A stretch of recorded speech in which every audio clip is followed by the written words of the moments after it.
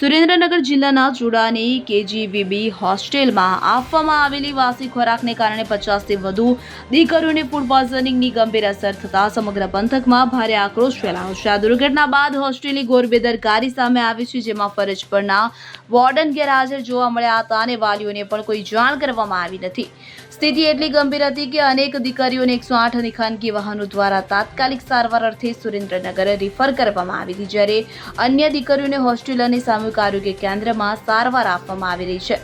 દરમિયાન ઘટનાની ગંભીરતા છુપાવવા માટે પત્રકારોને પણ ઘટના સ્થળેથી દૂર રાખવાનો પ્રયાસ કરવામાં આવ્યો હતો। મામલો દબાવી દેવાના પ્રયાસો થઈ રહ્યા હોવાની લોક ચર્ચા જાગી છે। દીકરીઓની હાલત નાજુક હોવાથી વાલીઓમાં ભારે રોષ છે અને અવારનવાર વાસી ખોરાક પીરસવાના આક્ષેપો વચ્ચે હવે આ સમગ્ર મામલે જવાબદાર સામે કડક કાર્યવાહીની માંગ ઉઠી રહી છે। ઘટના બની છે ચુડા તાલુકાના કુંડલા ગામની છું। મારી બે દીકરીઓ ચુડામાં ભણે છે, એમાં મારી એક દીકરીને ઝાડા ઉલટી થઈ ગયું છે અને એને મોટી દીકરી અહીં દવાખાને લઈને આવી પછી આયા મારા જેઠ નોકરી કરે ને એમને અમને ફોન કર્યો એટલે એમાં આવ્યા છે અને ત્યાંના હજુ હોસ્ટેલના બેન કે કોઈ શિક્ષકે કોઈ અધિકારીએ હજુ વાલીને જાણ કરી નથી, તો એમને જાણ કરવી પડે ને। એટલે તમને કેવી જાણ થઈ?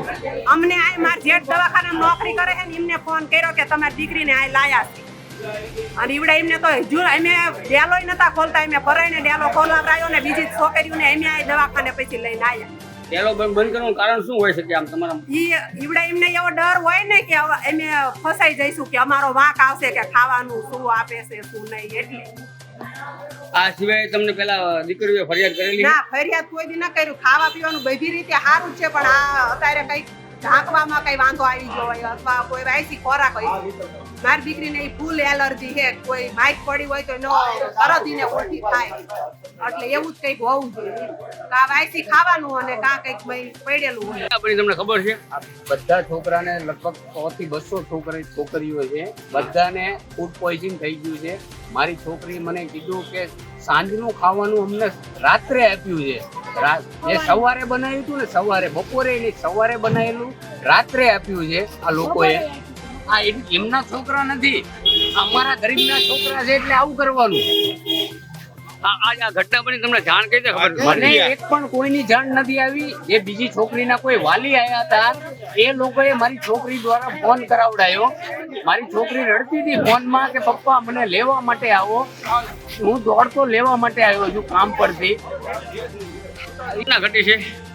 મારું નામ જીવભા રાણા, હું ગામ ઝોબારાનો વતની છું અને હોસ્પિટલના લગતી ઘર પણ જાણકારી મળે એટલે હું તરત જ સરકારી દવાખાને આવીને મદદરૂપ થઉં છું। મને તત્કાલ કોલ આવેલો શરીફભાઈ કરીને ગોખોળવાળાના સામાજિક અગ્રણી છે કે ભાઈ કેજીવીમાં ફૂડ પોઈઝન થયું છે, 70 થી 80 દીકરીઓને ફૂડ પોઈઝન થયું છે અને તાત્કાલિક તમે આવો, તમારી સેવાની જરૂર છે। તાત્કાલિક જ હું મારી ગાડી લઈને અને મારા ગોબાળા પીએચસી સ્ટાફ અને ચુડા તાલુકા સ્ટાફને જાણ કરી તરત જ અમે અમારો સ્ટાફ ચુડા સામૂહિક આરોગ્ય કેન્દ્રે પહોંચી ગયા હતા। તત્કાલ એમની સારવાર ચાલુ છે અને જેને વધારે તકલીફ હોય તેમને મદદરૂપ થઈને તેમના વાલીને ફોન કરીને વાલીને બોલાવીને તત્કાલ જ તેમને સુરેન્દ્રનગર મોકલી આપવામાં આવેલ છે। હોસ્ટેલની શું વધારે પરિસ્થિતિ છે? હોસ્ટેલની પરિસ્થિતિમાં તો અત્યારે વાતાવરણ થોડુંક બગડ્યું છે એવું વાલી દ્વારા જાણવા મળ્યું છે, પણ હોસ્પિટલમાં અત્યારે શાંત વાતાવરણ છે। બધાનો ચુડાનો ગ્રામજનોનો અને સામાજિક આગેવાનોનો ફૂલ સપોર્ટથી અત્યારે બહુ વાતાવરણ સારું છે અને જે બીમાર છે એમને વધારે તકલીફ છે એમને સુરેન્દ્રનગર અને લીંબડી રિફર કરવામાં આવે છે। પ્રાઇવેટ ગાડીમાં પણ કરવામાં આવ્યા છે સામાજિક અગ્રણીઓ દ્વારા અને 108નો પણ પૂરતો સ્ટાફ છે તેમને દ્વારા પણ કરવામાં આવ્યો છે। કલ્પેશ વાડેર, સુરેન્દ્રનગર। હવે જુઓ દેશ દુનિયાની તમામ ખબરો તમારી આંગળીના ટેરવે। ઉઠાવો મોબાઈલ અને Google Play Store પરથી ડાઉનલોડ કરો અમારી CN24 ન્યૂઝ મોબાઈલ એપ।